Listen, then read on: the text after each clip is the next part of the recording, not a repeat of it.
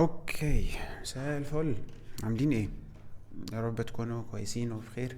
شفتوا الفيديو الاول؟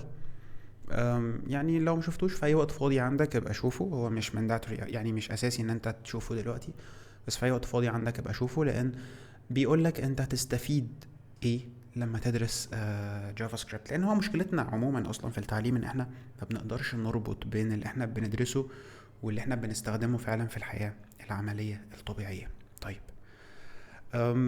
هنعمل ايه مع بعض؟ تعالوا ندرس جافا سكريبت علشان تخلص البلاتفورم اللي اسمها كيريو دي. انا عاوزك تخلص ال 17 موديول اللي عندك، اللي هم هنا في العربي. انا معيش بصراحة اكاونت للغات، فلو انت لغات ومعاك اكاونت لغات ممكن تديني، يعني كلمني وندخل مع بعض كده ميتنج، نشوف الدنيا فيه عاملة ايه، او في اختلافات ولا مفيش اختلافات. طيب، هل انا هدخل معاك امشي واحده واحده وابدا اقول لك الدرس الاول الدرس التاني ونبدا نمشي مع بعض اللي انت هتعمله؟ ابدا ابدا، ولا هدخل ولا هعمل اي حاجه ولا هحل معاك اي حاجه. يعني مش هدخل هنا، مش هقول ابدا التعلم وابدا امشي معاك في الدروس واحده واحده خالص اطلاقا، مش هعمل كده. طيب انا هعمل ايه؟ انا هشرح لك الكونسبت اللي انت المفروض، هشرح لك المفهوم اللي انت المفروض تدرسه، او اللي انت المفروض تبقى عارفه دلوقتي. وبعدين اقول لك ادخل خلص لي مثلا الجزء الاول اللي هو المقدمه، خلصه. انا دلوقتي شرحت لك الحاجات اللي وانت ماشي في المقدمه هتحس انها سهله جدا وبسيطه وبقيت فاهم كل حاجه بالتفصيل الممل. طيب، وبعدين هشرح لك جزء تاني وبعدين اقول لك ادخل هنا خلص لي الحسابات والنصوص والمتغيرات اللي هي الفاريبلز. فاول ما نخلص هتدخل هنا تخلص الاثنين دول، وبعدين تروح المراجعه للفهم والفهم، أو مراجعه الفهم. يبقى انت كده خلصت اول 4 اجزاء. هل انا همشي معاك فيهم؟ ابدا، مش هعمل كده خالص. انا بس هشرح لك الكونسبت كويس، ولو سمحت ادي نفسك فرصه انك تفهم. يعني خليك مركز معايا وادي نفسك فرصه وما تحفظش، افهم وهتحس ان الموضوع سهل قوي قوي ان شاء الله. وجرب في السيشن دي وشوف، هتحس ان الدنيا سهله جدا. وبعدين هنخش بقى على اف واف الس والس اف كجمل شرطيه. وبعدين نروح لحته مراجعه الفهم. فهخلص لك الحاجه دي واقول لك روح هنا خلص لحد رقم 8، فانت هتدخل تخلص لحد رقم 8. حتى لو انت كنت خلصت المقدمه والحاجات دي، معلش اسمع الفيديو ده، في حاجات هتفهمها جدا كتير جدا. فخليك وافهم، وان شاء الله هتفهم ده. واللي احنا هنقوله النهارده مترتب عليه اللي جاي بعد كده، فخليك معانا وافهم. طيب، احنا هنبدا ازاي دلوقتي؟ اول حاجه هنبدا بيها هو اللوجو ده او الايكون ده. هقول لك ليه. لو جيت تبص هتلاقيه حاطط لك هنا HTML و CSS وجافا سكريبت. وفي جزء المقدمه كمان هتلاقيه بيقول لك هو ليه HTML و CSS وجافا سكريبت، و HTML بتعمل ايه وبيبيلد الصفحه ازاي، و CSS بتحط الستايلنج وبتحط الالوان ازاي، والجافا سكريبت بتخلي الموضوع متحرك ازاي. صح؟ مش هو هيقول لك كده في الجزء بتاع المقدمه؟ لو انت لسه ما شفتوش فهو هيقول لك كده.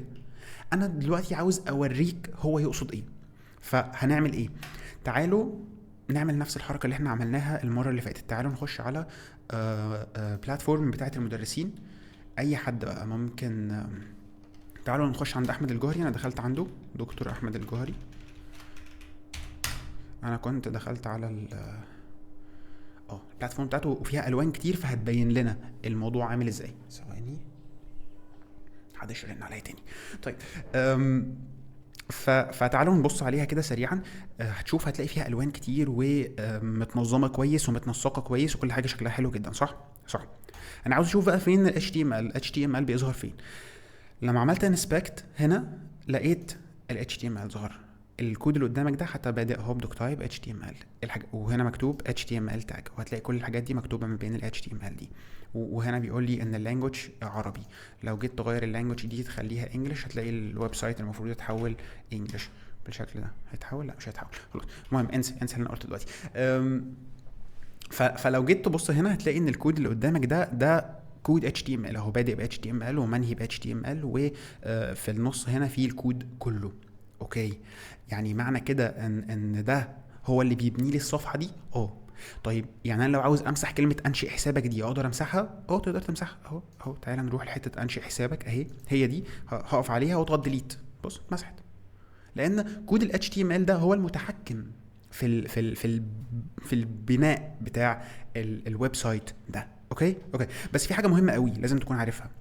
ان كود ال HTML ده مش هو اللي مدي الزرار الشكل ده، يعني مش هو اللي مديله اللون الابيض والشكل الكبير وكلمة انشئ حسابك الان بالخط اللي شكله حلو ده. مش الكود ده هو اللي عامل كده.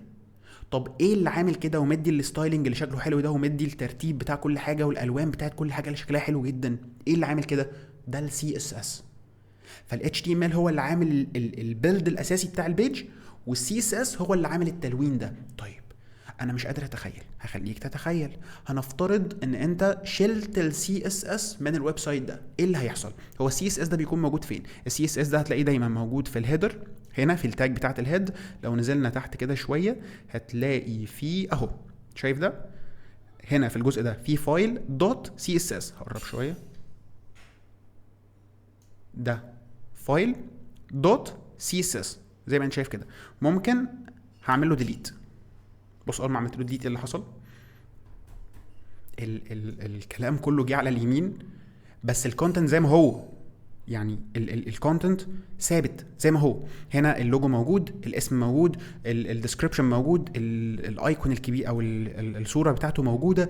هلاقي فيه صوره تاني، الكورسات اهي، شفت دي الكورسات اللي كانت موجوده ومكتوب هنا كورس الهرمونات والورشه ثالثه ثانوي، كل حاجه موجوده اهي. كورس الجيولوجيا وعلوم الارض اهي موجوده، بس شكلها ما بقاش زي الاول، ما بقاش شكلها فانسي كده وحلو ومترتبه ومتنظمه. ليه؟ ايه اللي حصل؟ انا بس كل اللي عملته شلت كود السي اس اس، لكن كل حاجه ستيل موجوده. ليه موجوده؟ لان ال HTML لسه زي ما هو. الكود بتاع ال HTML اهو ستيل ذير، لسه موجود زي ما هو، لكن كود ال CSS بس هو اللي اتشال. فبالتالي الستايلنج هو اللي اتشال، التلوين والترتيب ده اللي اتشال بس. طيب لو عاوز كل حاجه ترجع تاني زي ما كانت هعمل ايه؟ عادي هضغط هنا، هقف هنا وهضغط كنترول زد فرجع لي تاني CSS. بص CSS اول ما CSS رجع كله بقى شكله حلو جدا وكله رجع مظبوط قوي تاني. فاللي انت شايفه قدامك دلوقتي ده كود HTML، وعرفنا كود ال CSS ده بيعمل ايه او تأثيره ايه على البيج. فلما اجي اقول لك ايه اللانجوج اللي بتبيلد السكيلتون او بتبيلد البناء الاساسي بتاع الويب سايت، هتقول لي HTML. طب ايه اللي مسؤول عن الستايلنج والشكل الحلو والالوان والاماكن بتاعت كل حاجه؟ ده ال CSS. كويس؟ يبقى عرفنا HTML وعرفنا CSS. طب جافا سكريبت بقى بتعمل ايه؟ ما قلت لك السيشن اللي فاتت، زي ما كنا كده على البلاتفورم بتاعت مستر عمر، وكنا بنقول اللودنج بعد ما يخلص يختفي امتى وما يختفيش امتى، فبخلي الدنيا دايناميك بالجافا سكريبت. تمام؟ فاتمنى دلوقتي تكون تخيلت ايه الفرق بين HTML و CSS وجافا سكريبت. طيب حلو قوي. احنا هندرس ايه؟ هندرس جافا سكريبت. طيب هي ايه جافا سكريبت؟ هي بروجرامينج لانجوج، يعني هي لغه برمجه. يعني ايه لغه برمجه؟ يعني حاجه احنا بنفهمها وبنفهمها للكمبيوتر. ايه ده تاني كده؟ اسمع انا قلت ايه؟ حاجه لغه البرمجه، حاجه احنا كبني ادمين اللي بنفهمها وبنفهمها للكمبيوتر. تاني حاجه احنا كبني ادمين بنفهمها وبنفهمها للكمبيوتر. طيب يعني ايه؟ هقول لك يعني ايه دلوقتي حالا. نفتح الشاشه اللي لونها اسود الجميله اللذيذه دي. انا عندي، انا كبني ادم اهو بفهم ايه؟ بفهم لغات طبيعيه عاديه، منها بفهم الانجليش، صح كده؟ كبني ادم طبيعي فانا بفهم الانجليش. طيب انا عندي برضو الكمبيوتر بتاعي اهو، نفترض ان هو لابتوب بالشكل ده كده، وفي نوتش كمان لو انت معاك ماك بوك اير مثلا. خلاص ده الكمبيوتر، ماشي. الكمبيوتر ده بيفهم ايه؟ بيفهم كهرباء. معاك كهرباء انا هفهمك. بيفهم كهرباء فعلا، هو ما بيفهمش حاجه غير هو بيفهم شويه كهرباء بس، وشويه مجالات مغناطيسيه ومش عارف ايه وكده. بس الفكره هو في الاول وفي الاخر هو بيفهم شويه كهرباء، بيفهم شويه زيروز 1 0 ما فيش كهرباء، 1 في كهرباء. وهدخل لك بقى جوه 0 1 دي لما اجي اشرح لك شابتر 7 في الكتاب عندك، وهو بيتكلم عن النظام الثنائي والنظام اللي هو الباينري سيستم والهكساديسيمال السيستمز دي. ساعتها هقول لك هو يعني ايه اصلا 0 1 وبتاثر عليك ازاي. بس مش موضوعنا دلوقتي، انا عاوز بس اشوف البني ادم اللي بيفهم انجلش ده والكمبيوتر اللي بيفهم 0 1. طب ازاي نقدر نوصلهم الاثنين ببعض؟ عملنا حاجه لذيذه قوي اسمها بروجرامينج لانجوج. طب هل البروجرامينج لانجوجز دي او لغات برمجه طيب هل لغات البرمجه دي الكمبيوتر نفسه بيفهمها؟ لا، ما بيفهمهاش. ليه؟ لان هي مكتوبه انجليزي، انجلش، مع يعني احنا كبني ادمين اللي بنفهم الانجليش.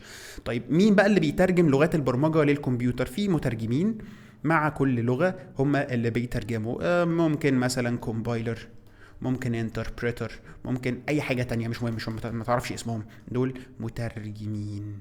مين بقى المترجمين دول؟ مش موضوعنا دلوقتي لانهم مش موجودين عندك، وانا مش هدخلك في حاجه مش موجوده عندك. فلغات البرمجه دي زي ايه؟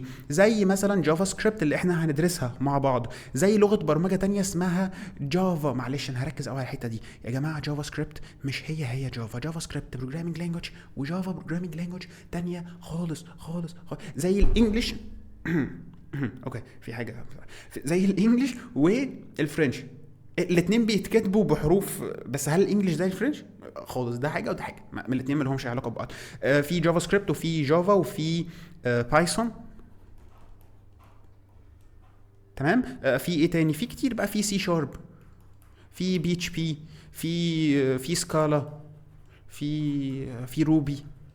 والله اسمها كده، اسمها روبي، معلش اسمها روبي اون ريلز. المهم ده الفريم ورك بتاع يعني. فاحنا هندرس جافا سكريبت بس. في بروجرامينج لانجويجز كتير، في كتير قوي، وكل واحده فيهم ليها الاستخدام بتاعها الامثل، وفي حاجات قويه في حاجات وحاجات مش قويه في حاجات. ما علينا، المهم احنا هندرس ايه؟ هندرس جافا سكريبت. وجافا سكريبت هي ايه؟ هي بروجرامينج لانجويج.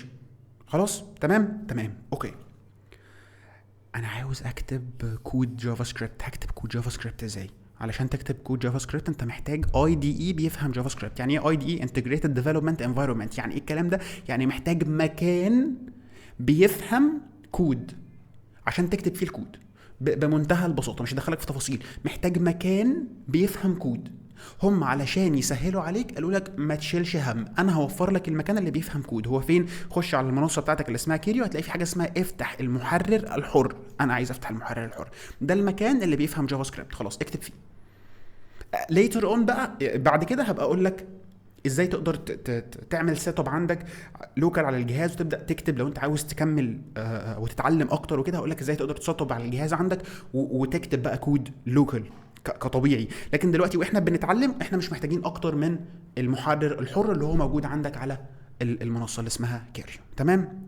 انا هفتحها هنا وهزود شويه لحد ما نوصل ل 150 فريم. اوكي، تعالوا يلا نشوف اول امر برمجي انت هتقابله، او اول سطر كود انت هتكتبه او هتقابله في الجزء بتاع المقدمه. هو ايه؟ هو الامر بتاع البرينتنج، بتاع الطباعه. ازاي نقدر نكتب حاجه هنا علشان تبدا تطلع لنا في المكان ده. الامر بتاع الطباعه في جافا سكريبت زي ما انت هتشوف اسمه console.log. بس انا عاوز اتكلم شويه عن حته console.log دي. هو يعني ايه اصلا console.log؟ بص انا هقول لك تتخيلها ازاي، وبعدين هنبقى نتكلم عنها بالتفصيل بعدين لما يسمح لينا الكونتنت او المنهج بتاعك، يعني نعمل كده، هنعمل كده ان شاء الله. بس هقول لك على حاجه. تخيل الموضوع في مكان كبير قوي. المكان ده ممكن نسميه مثلا كلاس، مش الكلاس اللي انت عارفه، بس هنسميه كلاس، هنسميه مكان كبير. المكان الكبير ده احنا هنسميه ايه؟ هنسميه كونسول. هو ده الكونسول اللي هنتكلم عنه. هو جوه الكونسول ده هتلاقي فيه فانكشنز كتير قوي صغيره. انا عاوزك بقى تعرف يعني ايه فانكشن يعني داله، اللي هو الجزء اللي انت هتاخده انت بتدرس في جزء اسمه داله او الدوال تقريبا. ده مهم وانت هتدرسه الترم ده. ففي هنا فانكشنز، في واحده من ضمن الفانكشن دي اسمها ايه؟ اسمها log. فانا بالظبط كاني بقول لك ايه؟ بقول لك انت لو عاوز تبرنت في الجافا سكريبت ادخل جوه كونسول، هات لي منها اللوج. تاني، ادخل جوه كونسول، هات لي منها اللوج، وبعدين ابعت لها اللي انت عاوز تبرنته. تاني، ادخل جوه كونسول، هات لي منها اللوج، وابعت لها اللي انت عاوز تبرنته. ايوه، يعني انت عاوزني اعمل ايه؟ ادخل جوه كونسول ازاي؟ تكتب كونسول دوت كده، انت دخلت جوه الكونسول. عاوز تجيب منها ايه؟ والله انا عاوز اجيب منها اللوج عشان عاوز هطبع حاجه او هبرنت حاجه. خلاص اوكي، اكتب هنا لوج. ده معناها ايه؟ معناها انا هستخدم اللوج اللي موجوده جوه الكونسول. هستخدم اللوج اللي موجوده جوه الكونسول. طيب لو فهمت هسألك سؤال، هات لي حاجه اسمها انفو دي موجوده برضو جوه الكونسول، هتجيبها ازاي؟ ماشي حاضر هقول لك. انت قلت لي حاجه اسمها انفو موجوده جوه الكونسول، يعني انا لازم ادخل جوه الكونسول الاول. خلاص يبقى انا الاول هدخل جوه الكونسول. خد بالك بقى من حاجه، انك لو كتبت كونسول غلط مش هتتلون بالشكل ده. اي ايرور في السبيلنج، اي غلط في السبيلنج مش هيتلون بالشكل ده. ماشي طيب فتعال نشوف كونسول دوت. انت عاوز تجيب ايه من الكونسول؟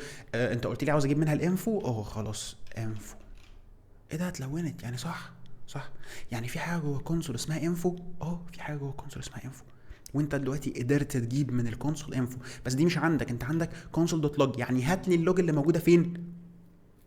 جوه الكونسول. عايش. طيب في حاجه برضو مهمه قوي لازم تاخد بالك منها، يعني في هتعمل كده، هتيجي تكتب كونسول تكتبه اي ال بدل ال اي. ما تعملش كده، فاهم؟ يعني في ناس كتير قوي اللي بيشتغلوا معانا بيكتبوا بالشكل ده. لا ما تعملش كده، ركز انك تكتب السبيلنج صح. طيب في ناس تانية اكتر بقى بتعمل ايه؟ بتكتب السي كابيتال، خصوصا الناس اللي بتستخدم الموبايل في انها تكتب هنا على الكود اديتور. الموبايل بيكون باي ديفولت اول حرف كابيتال، فبالتالي بتلاقي هنا كتب السي كابيتال ويقول لي مش شغاله. لا هي شغاله، بس انت كتبت السي كابيتال. ايه ده؟ هو في فرق بين السي كابيتال والسي السمول؟ يبقى انت ما ذاكرتش جزء الاسكي كود اللي موجود عندك في الشابتر رقم، مش فاكر الشابتر رقم كام في الكتاب بتاعك، بيتكلم عن الاسكي كود وقال لك ان السي سمول ليها كود مختلف تماما عن السي كابيتال. فبالتالي لما تقول لي هنا سي سمول وسي كابيتال الاثنين زي بعض، يبقى انت ما ذاكرتش اللي موجود هناك وما فهمتش هو ايه الاسكي ده اصلا. فاهم الفكره؟ طيب فلازم تتاكد ان هي كل الحروف سمول. طيب هسألك سؤال تاني لو انت خلاص فهمت انا قصدي ايه. في حاجة جوه الكونسول اسمها، تعال نفتح هنا كده، حاجة كمان هنا اسمها error ERROR.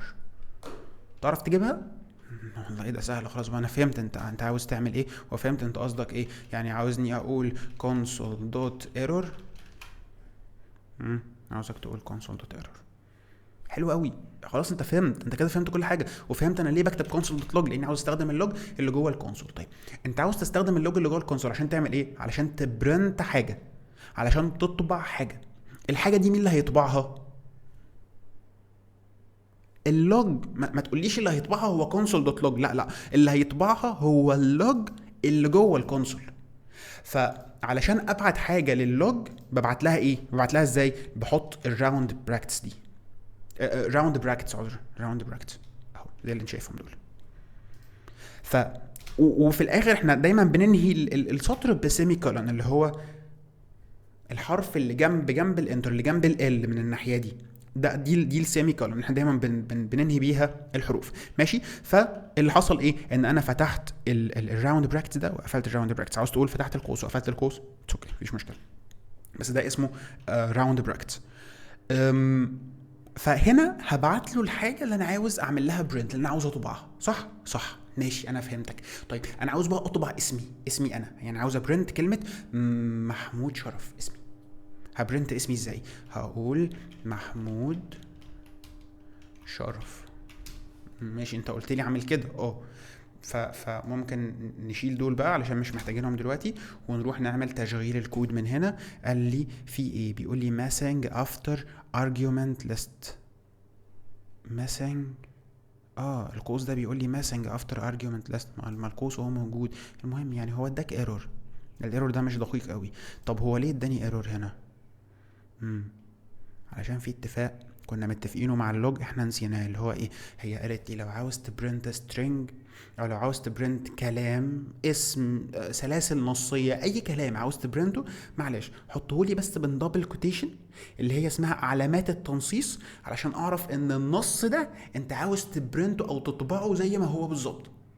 فانا هفهم خلاص، انت بس حط اللي انت عاوز تبرنته حطه لي زي ما هو، وانا هفهم جدا ان شاء الله يعني. فخلاص اوكي، قلت لها ماشي. هاجي هنا قبل الام هفتح القوس، حتى هتلاقي ده بقى لونه اصفر كده، وبعدين اروح بعد نهايه الاسم بتاعي هعمل شيفت، وبعدين العلامه اللي جنب الانتر على طول، اللي هو الزرار اللي جنب الانتر، اللي هو بيبقى فيه الدبل كوتيشن دي. ماشي تمام اوكي. فقلت له لو سمحت برنت ليا محمود شرف، وحطيتها بين دبل كوتيشن اهو، لاني انا متفق معاه ان اي سترينج، اي سلاسل نصيه، اي كلام هحطه بين دبل كوتيشن. خلاص اوكي. هشغل الكود عمل لي برنت لمحمود شرف. طيب ده حلو قوي. طيب لو عاوز ابرنت جنب محمود شرف ابرنت رقمي، ينفع 010 989988841 وهعمل رن. تقول لي بس ده كده رقم وجنبه اسم. مش مهم، مش انت حطيته بين دبل كوتيشن، خلاص اللي هتبعته لي هبرنته. طيب بعدها ممكن اكتب ايه تاني؟ ممكن تكتب ات هاش مثلا وابعتها، هيشتغل اي حاجه بين دبل كوتيشن هيتعمل لها برنت زي ما هي بالظبط، فما تقلقش منها خالص. اللي هيتعمل له، اللي هتحطه بين دبل كوتيشن هتلاقيه الطبع ليك بسهوله جدا وحاجه لذيذه جدا يعني. طيب اوكي، عاوز اسالك على حاجه مهمه قوي. هو انا لما اكتب كده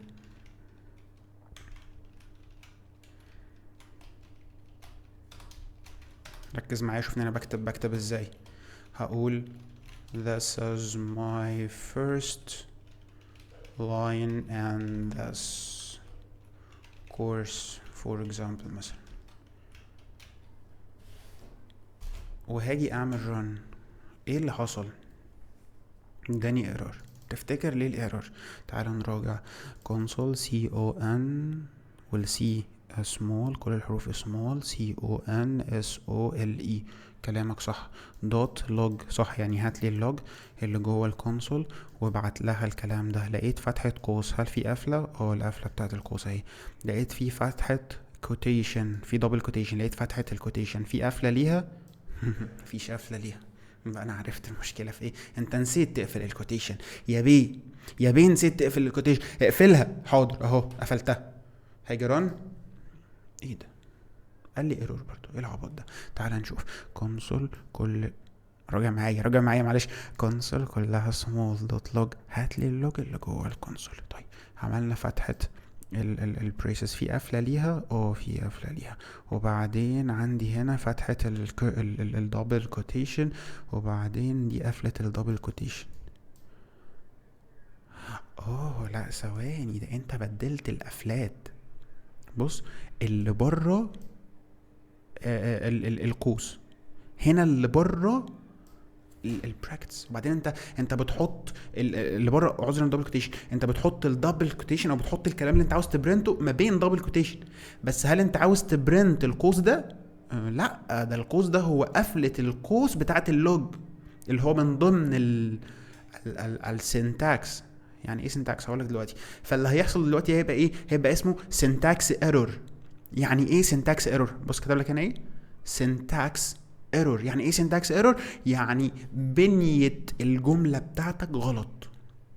اللي انت كاتبه ده كسنتاكس، ك سنتاكس كبنية غلط. طيب اعمل ايه؟ لازم تتعدل السنتاكس بتاعك، تخلي الدبل كوتيشن قفلتها مظبوطه في مكانها، وتقفل القوس بالشكل ده عشان يبقى كلامك مظبوط ومنطقي. اوكي جريت. يبقى انا فهمت ان اللي انا كنت عامله ده اسمه ايه؟ اسمه syntax error. تمام. طيب انا عاوزك ما تنساش اللي انا قلته لك ده، فهنا هكتب لك خد بالك كان في هنا حاجة اسمها syntax error. فانا بعمل ايه دلوقتي؟ انا بكتب لك كومنت على الحته دي، يعني بكتب لك تعليق على الحته دي علشان تبقى تاخد بالك بعد كده. فكتبته لك بالشكل ده، وعاوز اسيبه في الكود زي ما هو عاوز اسيبه في الكود. ممكن اشغل الكود. هيديني مشكله، يقول لي في حاجه اسمها بالك انا مش فاهمها. ايه بالك دي؟ هقول له بس انا قصدي هنا اعمل كومنت. يقول لي عايز تعمل كومنت ليه؟ هقول له علشان ابقى فاكر ايه اللي انا عملته هنا واقدر ارجع له تاني في وقت انا محتاجه. يقول لي طيب عاوز تعمل كومنت جوه الكود او جوه المكان المخصص لكتابة جافا سكريبت؟ عرفني، قول لي انا هعمل هنا كومنت وانا هسيبك تعمل كومنت. طب اعرفه ازاي؟ قال لي بس قبل ما تعمل الكومنت على طول اعمل لي العربي بقى يبقى فيه مشكلة. اعمل لي ده. لا، طب تعالوا نروح كده، اعمل لي ده برضو، ماشي، اعمل لي ده بالشكل ده. يعني الاول اعمل دبل باك سلاش، دي اسمها باك سلاش، اللي هو نايمين الناحيه دي. خد بالك لو نايمين الناحيه التانية مش هتشتغل اهو، عاملهم نايمين كده لسه لونها ابيض زي ما هي، لكن لا لازم يكونوا باك سلاش الناحيه ناحيه اليمين كده، وهتلاقي لونها بقى لونها جراي، لونها لونها غامق شويه. فلو خدت بالك هتلاقي ده اتحول لحاجه اسمها ايه، اسمها تعليق، اسمها كومنت. ماشي، لو جيت دلوقتي اشغل الكود هيشتغل عادي اهو، قال لي محمود شرف وكتب لي الحاجه اللي انا عاوز اكتبها، وقال لي this is my first line. وبعدين هنا بقى قلت لك خد بالك كان في هنا حاجه فيها syntax error، لو عاوز اعمل لك حاجه تانية اقول لك لازم، ما بعرفش اكتب عربي وانا مش بص، لازم تذاكر كويس جدا جدا جدا عادي، او اكتب لك هنا كمان this is the most important part in your course عادي، هيبقى شغال. كل حاجة هبدأها بالدبل باك سلاش ده عبارة عن كومنت انا بكتبه لنفسي وللديفلوبرز اللي شغالين معايا، المهندسين اللي شغالين معايا. كويس كويس. طيب اخر حاجة احنا هنعملها دلوقتي هي ايه؟ هي هنعمل تاسك نكتب فيها اسمنا والسن بتاعنا و ايه تاني ممكن نكتب ايه تاني، ونكتب مثلا I love JavaScript وجدا I love JavaScript جدا، تكتب جنبها كلمة جدا. يلا تعالوا يلا نعمل ده مع بعض. console.log انا عايز اكتب اسمي، احطها بين دبل كوتيشن اهو، خلاص بقى عرفنا احنا هنعمل ايه، فهكتب بسرعة مش هنرجع نشرح تاني. my name as، وبعدين احط نقطتين اقول محمود شرف، وانا عاوز اخلي هنا اسمي هنا محمود شرف اهو ماشي اوكي ماي نيم از محمود شرف. طيب انا عاوز احط هنا ايموجي جنب اسمي، معلش بص ممكن تخش على ويب سايت اسمه ايموجيز اللي احنا كنا استخدمناه في السيشن اللي فاتت، اي ايموجي يعجبك ممكن تجيبه وتبرنته اهو. هاخد ده مثلا ونرجع هنا تاني نحطه هنا كده، كنترول في بقى يبرنته، ممكن احط هنا كده يعني. كل واحد بقى يعمل اللي هو عاوزه وابتكر. وبعدين هقول عاوز بقى ابرنت الايدج بتاعي console دوت log. هبرنت الايدج بتاعي ازاي؟ هقول مثلا 20 years old. ماشي، تكتب السن بتاعك هنا، وبعدين عاوز تحط بقى ايموجي جنبها اعمل كده، وانت تقول console دوت log. انا كتبت حاجه غلط دلوقتي، طلعوا لي ايه الغلط. I love JavaScript so much، وجنبها جدا كتير، وعايز تحط اي ايموجيز حطها. ايه الغلط هنا؟ نسينا ال نكتب ال اكتب الان console.log. طيب لو عملنا رن هتلاقي كل حاجه ظهرت، حتى الايموجي اللي احنا حطيناه ظهر، ظهر. طيب وعاوزك تعمل لي حاجه كمان مهمه قوي قوي، تعمل هنا I will print my name. اكتب انا سوف ابرنت ماي نيم، انا هطبع الاسم بتاعي، اكتبها بالعربي انا هطبع الاسم بتاعي. وبعدين تجي لي قبل، خد بالك بقى احنا عملنا قبل الاسم كتبنا انا هطبع الاسم بتاعي، تجي لي هنا قبل اللي هو ايه السن تكتب برضو I'll print my age here، او تكتبها بالعربي انا هطبع السن بتاعي. وبعدين تيجي هنا كمان تحط لي كومنت تقول لي I will print my word، انا هطبع كلمتي هنا، انا هطبع كلمتي. بس محتاجك تعمل كده واعمل ران، تاكد ان كل حاجه شغاله كويس. وبعدين تعمل ايه؟ عاوزك تاخد سكرين شوت للي انت شايفه قدامك ده صوره زي دي كده. ثانيه واحده هوريك عايزك تديني صورة كبيرة فيها الاتنين، ممكن بالموبايل، اعملها بالموبايل مفيش مشكلة، صورها بالموبايل وبعدين شايف الصورة دي روح حطها على في كومنت من الكومنتس بتاعت البوست اللي هو على الفيسبوك اللي احنا قلنا ان الليكتشر رقم 1 نزلت او المحاضرة الاولى نزلت. هتلاقينا عملنا برنت I love JavaScript so much, my name is كذا, I'm 20 years old. فاكتب ده واعمل ده بالظبط. يبقى انت دلوقتي اتعلمت ايه؟ اتعلمت البرينتنج وكمان اتعلمت الكومنت. تقدر دلوقتي تعمل ايه؟ تقدر تدخل هنا وتبدأ تخلص الجزء الاول اللي هو المقدمة. طيب السيشن الجاية هنتكلم شوية عن حسابات والنصوص والمتغيرات. الموضوع هيبقى بسيط جدا بقى لان مش هيبقى فيه اي مقدمات خالص، فالدنيا سهلة بس محتاج ان انت تفهم كويس بس. فشكرا جدا جدا ليكم واشوفكم ان شاء الله السيشن الجاية بإذن الله. يلا اشوفكم على خير. السلام عليكم.